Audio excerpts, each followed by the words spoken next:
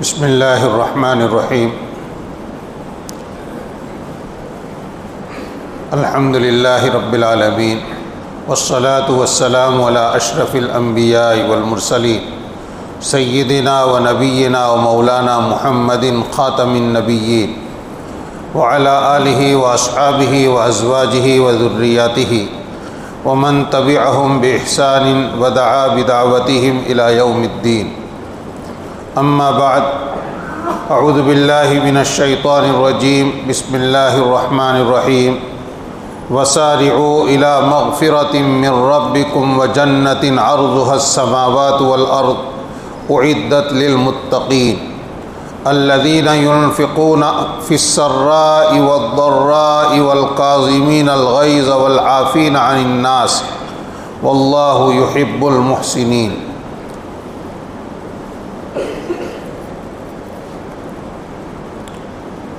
گزشتہ کل اسی رکوع کی ابتدائی آیت سورہ آل عمران کی، جس میں اللہ تعالیٰ نے سود کھانے سے منع فرمایا تھا اور جہنم سے بچنے کا اللہ اور اس کے رسول کی اطاعت کا حکم فرمایا ہے، اس کے متعلق کچھ بیان ہوا۔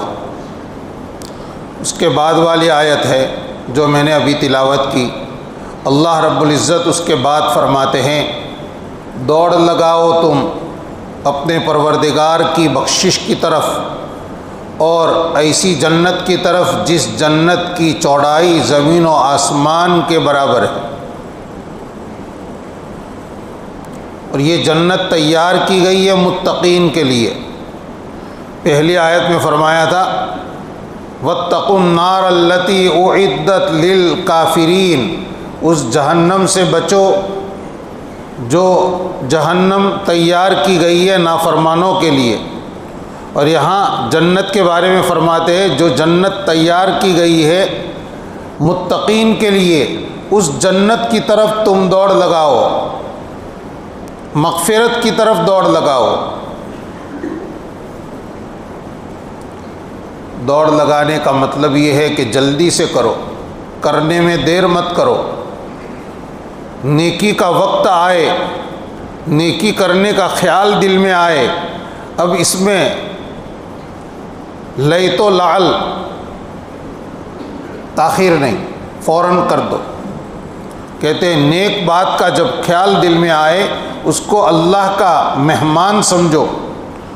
مہمان آتا ہے آدمی فوراً اس کی طرف متوجہ ہوتا ہے، اپنے گھر کا کام چھوڑ کر اس کی طرف متوجہ ہوتا ہے، اس کو خوش آمدید کہتا ہے، اس سے بات کرتا ہے، اس کو پانی پلاتا ہے، چائے پانی کا پوچھتا ہے، کھانے کا وقت ہے کھانے کو پوچھتا ہے، اس کی طرف توجہ کرتا ہے، تو مہمان محسوس کرتا ہے کہ میری ان کے نزدیک قدر ہے۔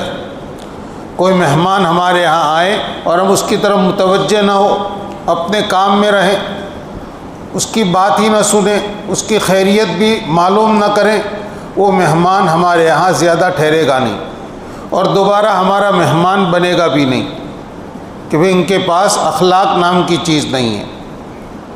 تو بھلائی کا خیال جب بھی آئے یا بھلائی کا وقت آئے، بہت سی نیکیاں ہیں جو اوقات کے ساتھ ہے، جیسے صبح کی تسبیحات صبح کے وقت پڑھنی ہیں، صبح کا وقت گزر گیا تو اس کو صبح کے وقت پڑھنے کی جو فضیلت تھی وہ فوت ہو گئی۔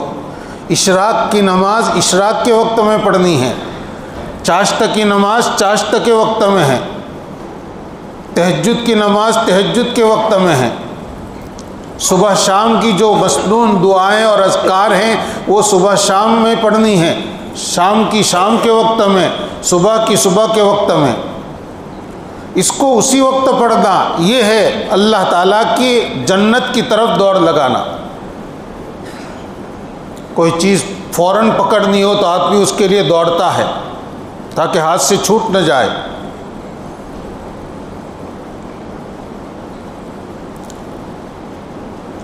بعض اذکار اور بعض اعمال ایسے ہیں کہ اس میں وقت کی قید نہیں ہے، آپ جب بھی چاہے پڑھیں، تو اس کو تو آدمی اپنی فرصت کے وقت پڑھے، کوئی حرج نہیں، لیکن جو اعمال اور جو نیکیاں کسی خاص وقت کرنے کی ہے تو اس کو تو اس وقت پر کرنے سے فوت نہیں ہونے دینا چاہیے۔ ترمذی شریف میں روایت ہے کہ 7 چیزیں پیش آنے سے پہلے اچھے اعمال تم کر لو، پھر موقع نہیں ملے گا۔ ما ينتظر احدکم الا غنى مطغیا، ایسی دولت مندی جو انسان کو سرکشی میں ڈال دے۔ ابھی اللہ تعالیٰ نے بہت زیادہ مال و دولت عطا نہیں فرمائی، گزر بسر چل رہا ہے، تکلیف بھی نہیں ہے، درمیانی حالت ہے، بہت بڑے مالدار بھی نہیں ہیں، تو وہ آدمی اس وقت تو اعمال میں برابر مشغول ہوتا ہے، اللہ کی طرف متوجہ ہوتا ہے، لیکن کبھی ایسا ہوتا ہے کہ اللہ تعالیٰ وسعت عطا فرماتے ہیں اور وسعت کے بعد آدمی کی حالت بدل جاتی ہے۔ کیسی بدل گئی کہ پھر اس کے اندر سرکشی آ جاتی ہے۔ ہر ایک میں نہیں، کبھی ایسا ہوتا ہے، اس لیے کہ ہر چیز اپنے ساتھ اپنا اثر رکھتی ہے، تو مال کے ساتھ بھی طغیان، سرکشی، یہ اس کا اثر ہے۔ اگر آدمی مال کو اس کے حقوق کے ساتھ نہیں لیتا تو اس مال کے نتیجے میں طبیعت کے اندر سرکشی پیدا ہوتی ہے، طغیان۔ تو یہ طغیان جب آ گیا تب آدمی بھلائی کے راستے پر کب چلے گا، اس کے سوچ بدل جائے گی، اس کے بول بدل جائیں گے، اس کے اعمال بدل جائیں گے۔ فرمایا ایسی مالداری آنے سے پہلے تم اعمال اچھے کر لو۔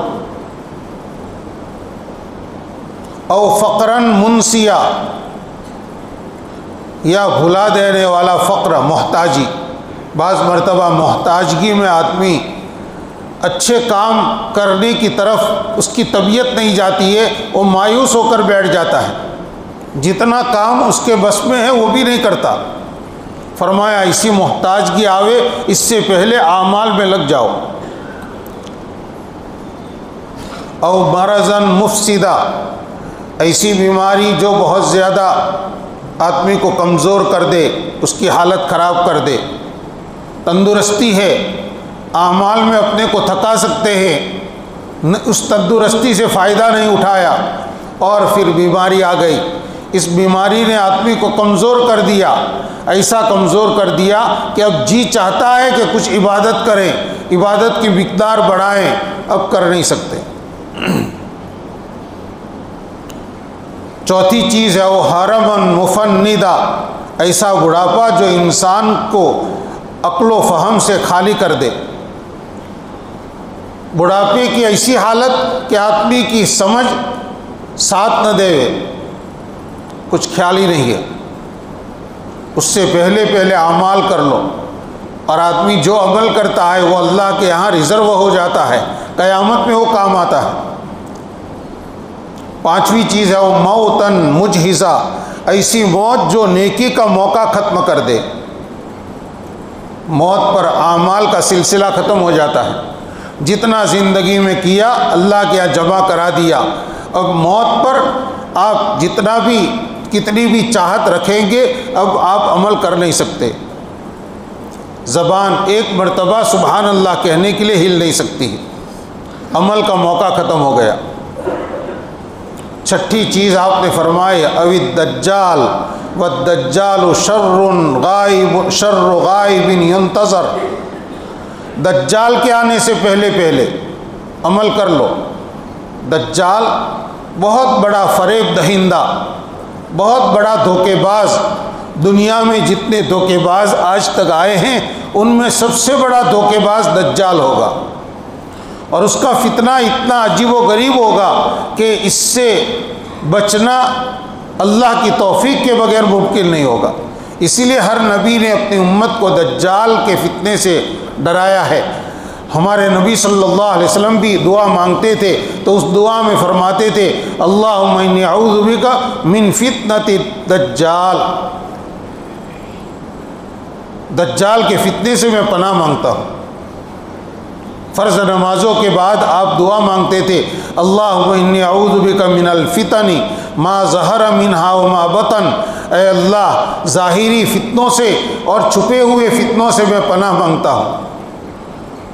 وَأَعُوذُ بِكَ مِنْ فِتْنَةِ الْمَحْيَا وَالْمَمَاتِ، اور زندگی کے فتنوں سے اور موت کے فتنوں سے میں پناہ مانگتا ہوں۔ وَمِنْ فِتْنَةِ الْمَسِيحِ الدَّجَّالِ، اور مسیح دجال کے فتنے سے میں پناہ مانگتا ہوں۔ کون؟ نبیوں کے سردار، وہ پناہ مانگ رہے ہیں۔ اس سے امت کو بتایا کہ کتنا خطرناک فتنہ ہوگا، اس لیے ہمیں بھی اپنی دعاؤں میں یہ دعا لازمی طور پر ہر نماز کے بعد مانگنی چاہیے، فتنوں سے آدمی حفاظت مانگے۔ اس لیے کہ ایک آدمی ابھی اچھی حالت میں ہے، معلوم نہیں کہ وہ کب فتنے میں پڑ جائے، شیطان یا اس کا نفس کیسے اس کو دھوکہ دے اور اس کو فتنے میں مبتلا کر لے۔ اس لیے فتنے سے پناہ مانگے آپ۔ بعض مرتبہ آدمی اپنے ہی بول سے فتنے میں پڑ جاتا ہے، اپنے عمل سے فتنے میں پڑ جاتا ہے، بعض مرتبہ خارجی فتنوں کا شکار ہو جاتا ہے، کبھی عمل کے فتنے کا، کبھی علم کے فتنے کا، کبھی مال کے فتنے کا، کبھی حسن جمال کے فتنے کا شکار ہو جاتا ہے۔ اسی لیے ہے روایتوں میں کہ کسی برے آدمی کے بارے میں تم یہ فیصلہ مت کر دو کہ یہ جہنمی ہے، ابھی یہ برا ہے، ہمیں نہیں معلوم کہ اس کو توبہ کی توفیق ہو اور یہ ولایت کے مقام پر پہنچ جائے، تقدیر میں اس کے بارے میں کیا لکھا ہوا ہے ہمیں نہیں معلوم۔ انما العبرۃ بالخواتیم، اعتبار خاتموں کا ہوتا ہے۔ آپ جو دیکھ رہے ہیں وہ اس کی موجودہ حالت دیکھ رہے ہیں اور فیصلہ کر رہے ہیں اس کی موجودہ حالت کو دیکھ کر، اور ہو سکتا ہے یہ شخص کل پرسوں یا آئندہ سال سچی توبہ کر لے اور اپنے احوال اتنے درست کر لے کہ اللہ کے ہاں وہ ولایت کا مقام پالے اور ایمان کے ساتھ دنیا سے جائے۔ اس لیے کسی کے ظاہری عمل کو دیکھ کر اس کے اوپر جہنمی ہونے کا فیصلہ نہیں کرنا چاہیے، اور کوئی آدمی اپنے بارے میں اچھے عمل دیکھ کر اس غرور میں مبتلا نہ ہو جائے کہ جنت تو میرے لیے طے ہے۔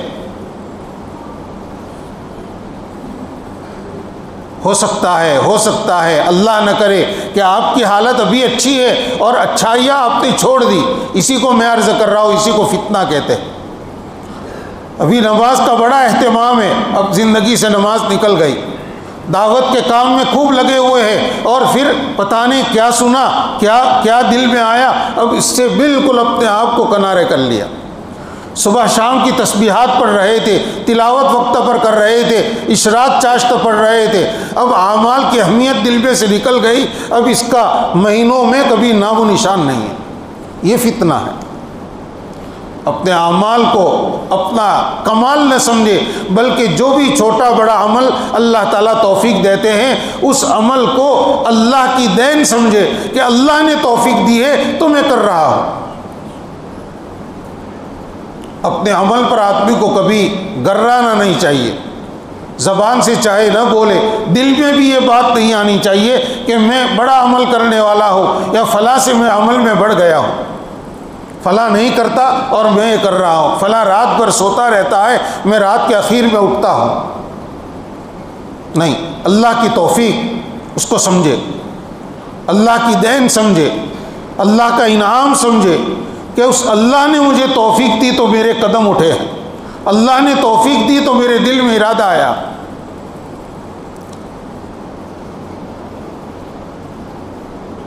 اپنی نماز کے بعد اللہ کا شکر ادا کرے، اپنی تلاوت کے بعد اللہ کا شکر ادا کرے۔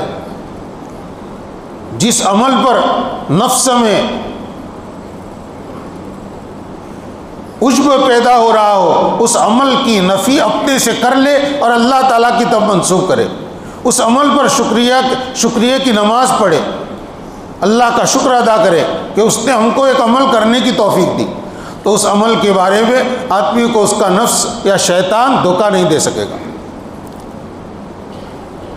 تو دجال کا فتنہ جب آئے گا تو آدمی کے لیے عمل مشکل ہو جائے گا، اس لیے فرمایا دجال ایسی غائب چیز ہے، یعنی ابھی موجود نہیں، اس کا انتظار کیا جاتا ہے، لیکن بہت بری چیز ہے یہ، اس کے آنے سے پہلے عمل کر لو۔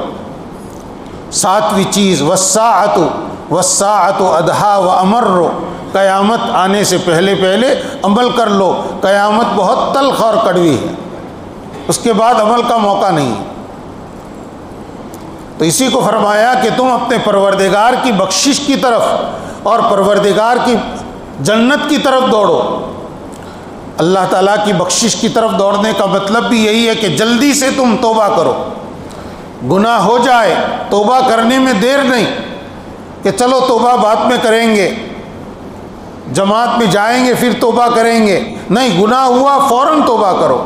میں نے کل پرسوں بتلایا تھا کہ توبہ کرنا بہت آسان عمل ہے، اس کے لیے کوئی قیودات نہیں ہے کہ مسجد میں جاؤ اور اتنی دیر رہو اس کے بعد توبہ کرو، نہیں، آپ گھر کے کونے میں، اپنی دکان کے کونے میں بیٹھ کر بھی توبہ کر سکتے ہیں۔ دل میں سچی ندامت ہو، گریہ ازاری ہو اپنی حالت کے اوپر، اللہ تعالیٰ کے سامنے معافی مانگنا ہو، آئندہ اس گناہ کو نہ کرنے کا عزم مصمم ظاہر کر رہا ہو بندہ، اس کا نام توبہ ہے۔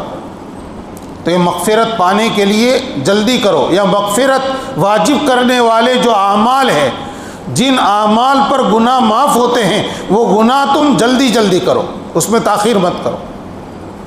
نماز کا انتظار کرنے پر، نماز کے لیے چلنے پر، وضو کرنے پر بہت سے گناہ معاف ہوتے ہیں، نماز پڑھنے پر گناہ معاف ہوتے ہیں، استغفار پڑھنے پر گناہ معاف ہوتے ہیں۔ تو ان اعمال کو کرو، جلدی کرو۔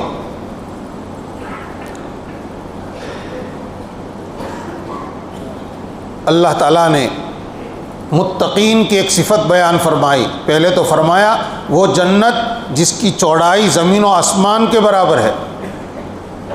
تفسیر میں لکھا ہے کہ زمین و آسمان کا ایریا جتنا ہے اتنا ہی جنت کا ہے، یہ بتلانا مقصود نہیں ہے، چونکہ دنیا والوں کی نگاہوں میں سب سے زیادہ وسیع چیز، وہ سب سے زیادہ کشادہ وہ آسمان اور زمین ہیں، اس لیے سمجھانے کے لیے فرمایا کہ زمین و آسمانوں کے وسعت وہ جنت کی وسعت ہے، یعنی بہت وسیع ہے، اس کی وسعت کو ہم بیان نہیں کر سکتے۔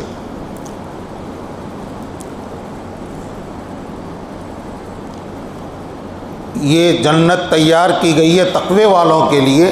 تو متقین کون؟ متقین کی کچھ صفات اس آیت میں بیان فرمائی ہے، الذین ينفقون فی السراء والضراء۔ متقین وہ ہیں جو خوشی کے موقع پر بھی اور تکلیفوں کے موقع پر بھی خرچ کرتے ہیں، اپنا مال اللہ کے نام پر خرچ کرتے ہیں۔ چونکہ اس سے پہلے والی آیت میں اللہ تعالیٰ نے بیاج اور سود کھانے سے روکا تھا۔ بیاج اور سود میں اور انفاق فی سبیل اللہ میں تقابل کا، ضد کا تعلق ہے کہ سود خور جو ہوتا ہے وہ غریبوں کی غربت سے فائدہ اٹھاتا ہے اور ان کا خون چوستا ہے، اور اللہ کی راہ میں اللہ کے نام پر جو صدقہ کیا جاتا ہے تھوڑا یا زیادہ، اس میں غریب کی غربت کو دور کرنے کی کوشش کی جاتی ہے۔ بالکل آگ پانی کا دونوں میں فرق ہے۔ سود خور کو معلوم ہے کہ بندہ محتاج ہے، اس کے ہاں مجبوری ہے، پھر بھی اس کو قرض دیتا ہے اور اس سے سود وصول کرتا ہے، اور صدقہ کرنے والا اس کو معلوم ہے کہ یہ بندہ محتاج ہے تو اپنا پیسہ، اپنی کمائی کا پیسہ اس کے ہاتھ میں پکڑاتا ہے اور اس کی ضرورت کو پوری کرنے میں تعاون کرتا ہے، اس سے کچھ لیتا نہیں ہے۔ بلکہ صدقے کے لیے تو شرط ہے کہ احسان بھی جتانا نہیں ہے، کبھی یاد بھی دلانا نہیں، یاد ہے میں نے صدقہ دیا تھا تجھے، میں نے تیری مدد کی تھی، اگر یہ کیا تو وہ سارا اجر و ثواب گیا۔ صدقہ کرو، بھول جاؤ، اللہ کیا اس کا بدلہ ملے گا۔ اس لیے فرمایا متقین کی صفت ہے کہ جو متقین اپنی خوشی کے موقع پر بھی اور اسی طرح اپنی تنگی میں بھی اور تکلیف کے موقع پر بھی خرچ کرتے جاتے ہیں۔ ان کی دوسری صفت ہے والکاظمین الغیظ والعافین عن الناس، غصے کو پینے والے اور لوگوں سے درگزر کرنے والے لوگ ہیں۔ تقوی کی صفات میں سے ایک صفت ہے غصے کو پینا۔ غصہ، غضب یہ وہ حربہ ہے جس کے ذریعے سے شیطان انسان کو کسی بھی گناہ میں مبتلا کر سکتا ہے۔ کہتے ہیں اصلاح باطن کے اوپر لکھنے والوں نے لکھا ہے کہ جتنے گناہ ہیں ان تمام کی جڑ دو چیزیں ہیں، شہوت اور غصہ۔ سارے گناہ ان دو سے ہی نکلتے ہیں، یا شہوت سے یا غصے سے۔ آپس میں کینہ، حسد، غیبت، اور اسی طرح سے پھر انتقام لینے کا جذبہ، اور پھر اس کے بعد جھگڑا، پھر قتال، یہ سب چیزیں، یہ غصے کا خاندان ہے، سب یہی سے نکلتے ہیں۔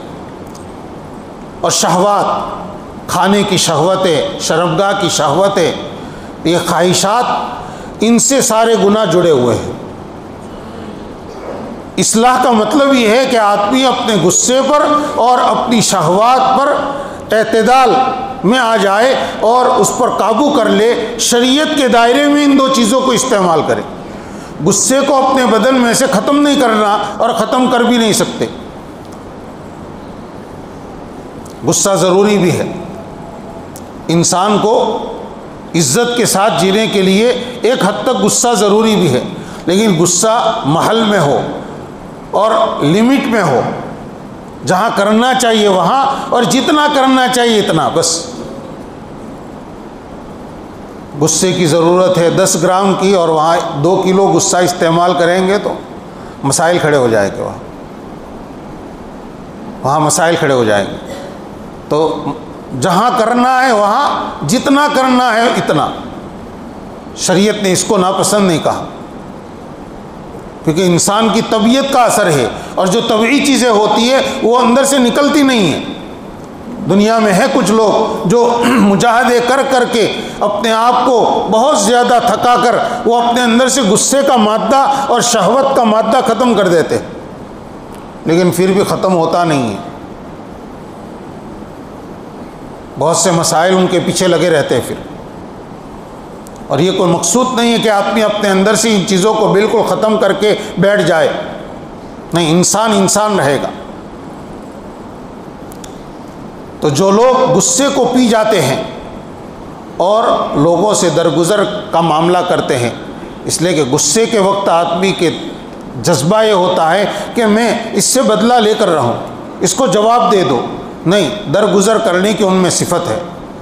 حضرت حسین رضی اللہ تعالیٰ عنہ کے صاحبزادے ہیں حضرت علی ابن حسین، جن کا لقب ہے زین العابدین رحمہ اللہ، وضو فرما رہے تھے، آپ کی باندی لوٹے سے پانی ڈال رہی تھی، غفلت میں آپ کے کپڑوں پر پانی گر گیا، حضرت کو غصہ آیا تو اس باندی نے فوراً یہ آیت پڑھی والکاظمین الغیظ۔ تو حضرت زین العابدین رحمۃ اللہ علیہ اللہ کے کلام کو سن کر فوراً انہوں نے فرمایا ٹھیک ہے، میں اپنے غصے پر ضبط کرتا ہوں، آگے کچھ بولے نہیں۔ باندی نے سمجھدار تھی، اس نے موقع سے فائدہ اٹھاتے ہوئے آیت کا اگلا حصہ پڑھا والعافین عن الناس۔ حضرت نے ابھی تو ضبط کیا ہے، بعد میں کبھی میری خبر نہ لیں، اس لیے اس نے اگلی آیت یاد دلائی والعافین عن الناس، لوگوں سے درگزر کرنے والے لوگ ہیں، متقین لوگوں سے درگزر کرنے والے ہوتے ہیں۔ تو حضرت نے فرمایا قد عفوت عنک، میں نے تجھ سے درگزر کیا۔ تو باندی نے آیت کا تیسرا حصہ بھی پڑھ لیا واللہ یحب المحسنین، اللہ تعالیٰ نیکوکاروں سے محبت رکھتے ہیں۔ حضرت زین العابدین رحمۃ اللہ علیہ اس کا اشارہ سمجھ گئے اور فرمایا جا، میں نے تجھے آزاد کر دیا، یعنی تیرے ساتھ میں نے احسان کا معاملہ کیا۔ واللہ یحب المحسنین، اللہ تعالیٰ احسان کرنے والوں کو، نیکوکاروں کو پسند فرماتے ہیں، ان سے محبت کرتے ہیں۔ یہ صفات ہے میرے بھائیوں جو انسان کو قیمتی بناتی ہے۔ خرچ کرنا، دوسروں کے لیے اپنا مال خرچ کرنا، اس سے دوسرے کا دکھ درد دور ہوا، اب اس کے اندر سے جو دعائیں نکلے گی وہ دعائیں ہمارے کاروبار میں، وہ دعائیں ہمارے گھر میں کتنی برکتیں لائے گی۔ دوسروں کے لیے جینا، آدمی کے پاس جب مال آتا ہے وہ سمجھتا ہے یہ مال اللہ کی امانت ہے، میری ملکیت ضرور ہے لیکن اللہ کی امانت ہے۔ یہ مال اس لیے نہیں ہے کہ اس کو گن گن کر میں رکھوں اور اس کے اوپر میں سانپ بن کر بیٹھا رہوں۔ اس میرے قریب میں، میرے خاندان میں کتنے لوگ پریشان حال ہیں، ان کی پریشانیوں کو دور کرنے کے لیے میں اپنے مال کو خرچ ہی نہ کروں۔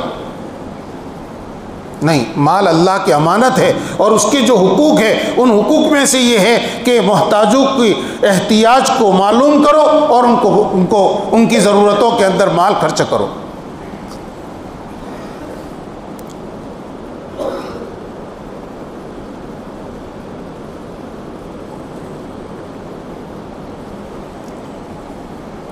لوگ عام طور پر باتیں کرتے ہیں کہ قرض کیا دیوے، قرض لے کر پھر قرض واپس نہیں کرتے ہیں۔ یہاں دونوں طرف شریعت کی جو رہبری ہے، دینے والوں کے لیے اور لینے والوں کے لیے دونوں کو پابندی ضروری ہے، تب جا کر یہ خیر وجود میں آ سکتی ہے۔ جب لینے والا، قرض لینے والا قرض لے کر بیٹھ جائے اور پھر اس قرض دینے والے کو مدت پوری ہونے کے باوجود بھی اس کو نہ لوٹائے تو پھر وہ آدمی دوبارہ قرض کسی کو نہیں دے گا۔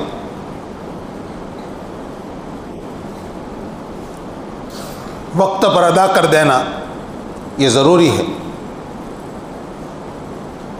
اسی طرح سے بعض مرتبہ آدمی لینے کے معاملے میں حد سے آگے بڑھ جاتا ہے، وہ اپنی محتاجگی کو ظاہر کرتا ہے۔ ایک زمانہ تھا لوگ اپنی غربت کو، اپنے فقر کو، اپنی محتاجگی کو چھپاتے تھے، کسی کو احساس نہیں ہونے دیتے تھے کہ گھر میں فاقہ ہے، کھانے کے لیے کچھ نہیں ہے، پڑوسی کو بھی احساس نہیں ہونے دیتے تھے۔ اور جب آدمی کا قدم غلط چلتا ہے تو اس کا جذبہ غلط بنتا ہے، وہ اپنی محتاجگی لوگوں کے سامنے رکھ کر پھر مال طلب کرتا ہے، تو چاہے ظاہر میں وہ غربت زدہ ہے، ظاہر میں وہ فقیر ہے، لیکن حقیقت میں مال کا طالب ہے۔ حضرت مولانا محمد عمر صاحب نور اللہ مرکزہ فرماتے تھے کہ ہمارے مالدار کا کمال یہ ہے کہ وہ محتاجوں کی حاجتوں کو معلوم کرے، محتاجوں کی حاجتوں کا پتہ چلائے، تفقد کرے، اور غریب کا کمال یہ ہے کہ وہ اپنی غربت کو چھپائے۔ یہ نہیں کہ اپنی طرف سے اطلاع کرے کہ میں زکوٰۃ کا مستحق بن گیا اس لیے مجھے زکوٰۃ دیجیے، یہ نہیں، اس کو اپنی عزت نفس کا لحاظ رکھنا چاہیے، اپنے آپ کو اتنا زیادہ گرا نہیں دینا چاہیے کہ جس کی وجہ سے اس کے لیے اور اس کے بچوں کے لیے کبھی لوگوں کے بیچ میں رہنا مشکل ہو جائے اور طعنے سننے کا موقع آئے۔ حضرت عمر رضی اللہ تعالیٰ عنہ کی جو سیرت ہے اور خلفائے راشدین کی سیرت میں آپ کو ملے گا، وہ محتاجوں کو ڈھونڈنے کے لیے نکلتے تھے رات کی تنہائی میں، اور خود ان کے ہاں جا کر ان کی ضرورت کا سامان پہنچاتے تھے، ان کے ہاں ان کی ضرورت کا سامان پہنچاتے تھے۔ اللہ کے بندے ابھی بھی موجود ہیں ایسے جو لوگوں کی حاجتوں کو معلوم کر کے وہ خرچ کرتے ہیں۔ اس کو کہتے ہیں ایک صدقہ ہے، چھپا ہوا صدقہ، کہ اس کا داہنا ہاتھ جو خرچ کرے بائیں ہاتھ کو پتہ نہ چلے۔ قیامت کے دن جن 7 قسم کے خوش قسمتوں کو عرش کے سائے کے نیچے جگہ ملے گی، ان میں سے ایک وہ آدمی ہوگا جو اپنا مال خرچ کرتا ہے لیکن داہنے ہاتھ سے خرچ کرتا ہے، بائیں ہاتھ کو پتہ نہیں چلتا۔ یہ اخفا کا یہ حال۔ اخفا کی اتنی فضیلت کیوں ہے؟ اس کی وجہ یہ کہ اس میں جس آدمی کو دیا جا رہا ہے اس کے گھرانے کی عزت کا بہت لحاظ کیا گیا کہ کسی کو پتہ نہیں چلا کہ اس کو دیا گیا، ورنہ ہو سکتا ہے اس کا کوئی حاسد معلوم کر لے کہ اس کو فلاں آدمی نے صدقہ دیا، فلاں آدمی نے اس کو زکوٰۃ دی، تو وہ اس کو طعنہ دے گا۔ تو اس کی عزت کا خیال کرنا ہے اس میں، اور دوسرا اپنے کو ریاکاری سے بچانا بھی ہے۔ جو آدمی اتنا چھپا کر صدقہ دے گا تو وہ اس کی نیت کے اوپر شیطان حملہ نہیں کر پائے گا، کیونکہ جو کیا اللہ کے لیے کیا ہے، اس نے وہ جانتا ہے، صرف اللہ جانتے ہیں۔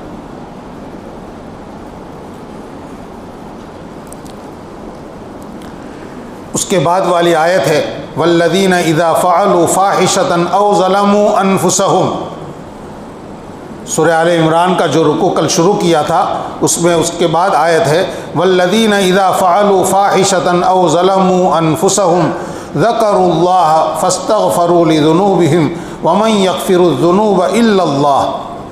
پورے رکوع میں اللہ رب العزت نے بار بار مغفرت کو یاد دلایا ہے، مغفرت کو، چونکہ رمضان کا مبارک مہینہ ہے اور روزوں کا مقصد بھی یہی ہے کہ ہم کسی طرح بھی کسی بہانے سے اپنی مغفرت کرا لیں۔ تو یہ آیت، یہ رکوع، اس رکوع میں بھی اللہ رب العزت نے مغفرت کو پھر سے بیان فرمایا کہ جب متقین لوگ ایسے ہیں کہ ان سے جب کوئی بے حیائی کی بات ہو گئی یا انہوں نے اپنے اوپر ظلم کیا، یعنی ان سے کوئی دوسرا گناہ ہو گیا، کوئی بے حیائی کا کام ہو گیا یا کوئی اور قصور کر لیا، تو فوراً اللہ کو یاد کرتے ہیں، ذکروا اللہ۔ دیکھیے انسان ہے، بشر ہے، خطائیں ہو سکتی ہے، چھوٹے گناہ ہو سکتے ہیں، بڑے گناہ ہو سکتے ہیں، لیکن اللہ رب العزت خود فرماتے ہیں کہ گناہ ہو جائے تو کیا کرنا۔ ایک طرف جہنم کی دھمکی ہے، ایک طرف جنت کی ترغیب ہے، اور ایک طرف بیچ میں بتلا رہے گناہ ہو جائے تو تمہیں مایوس نہیں ہونا۔ ذکر اللہ کو یاد کرتے فوراً کہ میں نے اپنے پروردگار کا حکم توڑ دیا، میں نے اپنے پروردگار کو ناراض کر دیا۔ حضرت علی رضی اللہ تعالیٰ عنہ فرماتے ہیں میرے سامنے جب کوئی حدیث بیان کرتا تو میں اس کو قسم کھلاتا کہ قسم کھا کر یہ کہو کہ یہ حدیث تم نے نبی کریم صلی اللہ علیہ وسلم سے براہ راست سنی ہے۔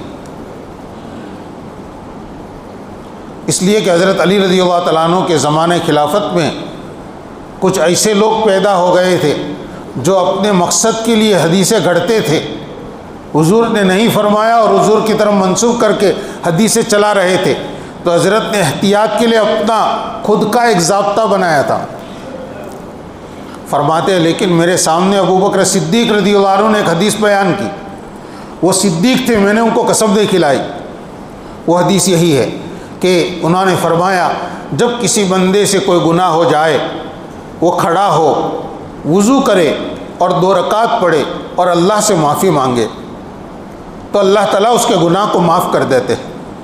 پھر اس کے بعد نبی کریم صلی اللہ علیہ وسلم نے، صدیق اکبر رضی اللہ عنہ روایت فرماتے ہیں کہ اس کے بعد حضور اکرم صلی اللہ علیہ وسلم نے یہ آیت تلاوت فرمائی والذین اذا فعلوا فاحشۃ او ظلموا انفسهم ذکروا اللہ واستغفروا لذنوبهم ومن یغفر الذنوب الا اللہ۔ اس حدیث سے معلوم ہوا کہ یہاں ذکر اللہ سے مراد ہے 2 رکعت صلاۃ التوبہ کی پڑھنا، اس حدیث سے معلوم ہوا، ورنہ تو آیت کے ظاہری الفاظ کا ظاہری مفہوم تو یہ تھا کہ گناہ کرنے کے بعد اللہ یاد آتے ہیں، اللہ کا خوف، اللہ کا عذاب، اس کی پکڑ یاد آتی ہے، لیکن نہیں، حضرت صدیق اکبر رضی اللہ عنہ نے جو حدیث سنائی اس حدیث سے معلوم ہوا کہ یہاں اللہ کو یاد کرنا نماز پڑھنے کی شکل میں، کیونکہ نماز پڑھنا یہ اللہ کے ذکر کا کامل ترین طریقہ ہے، اس کو صلاۃ التوبہ کہتے ہیں۔ صلاۃ التوبہ کسی بھی وقت پڑھ سکتے ہیں، مکروہ وقت نہ ہو، بس مسجد میں بھی پڑھ سکتے ہیں، گھر پر بھی پڑھ سکتے ہیں، اس کے لیے کوئی لمبی چوڑی صورتیں پڑھنے کی ضرورت نہیں، جیسے 2 رکعت نفل پڑھتے ہیں ایسے 2 رکعت توبہ کی نماز پڑھتا ہوں اس نیت کے ساتھ آپ پڑھ لیں، اور پھر اس کے بعد اللہ کے سامنے معافی مانگے، یہ ہے توبہ۔ بڑے سے بڑے گناہ بھی صلاۃ التوبہ پڑھ کے اور معافی مانگنے سے، توبہ کرنے سے معاف ہو جائیں گے۔ توبہ کرنے کے لیے صلاۃ التوبہ ضروری نہیں ہے، مستحب ہوئی۔ اس حدیث شریف سے جو میں نے ابھی آپ کے سامنے ذکر کی اس سے معلوم ہوا کہ توبہ کا مستحب طریقہ یہ ہے کہ پہلے 2 رکعت پڑھو اور 2 رکعت پڑھ کے پھر توبہ کرو، ورنہ کوئی آدمی 2 رکعت پڑھے بغیر بھی توبہ کرے گا تو بھی توبہ اللہ تعالیٰ قبول کرتے ہیں۔ توبہ میں دل کی بے قراری، مجھ سے کچھ غلط ہو گیا، میں نے اپنے مولا کو ناراض کر دیا، جو خدا مجھے کھلاتا ہے، جو خدا مجھے پلاتا ہے، جو مجھے روزی دیتا ہے، جس نے مجھے اولاد دی ہے، جس نے مجھے صحت دی ہے، جس نے مجھے تندرستی دی ہے، جس نے مجھے اعضائے بدن کے اندر طاقت دی ہے، اس خدا کو میں نے ناراض کر دیا۔ میرے بھائیو، اللہ تعالیٰ کو خطا، گناہ پسند نہیں ہے، اس پر بڑے سخت عذابوں کی وعید ہے، لیکن وہ خطا کار پسند ہے جو توبہ کرتا ہے۔ اللہ تعالیٰ کو گناہ پسند نہیں ہے، لیکن وہ گنہگار پسند ہیں جو توبہ کرتے ہیں۔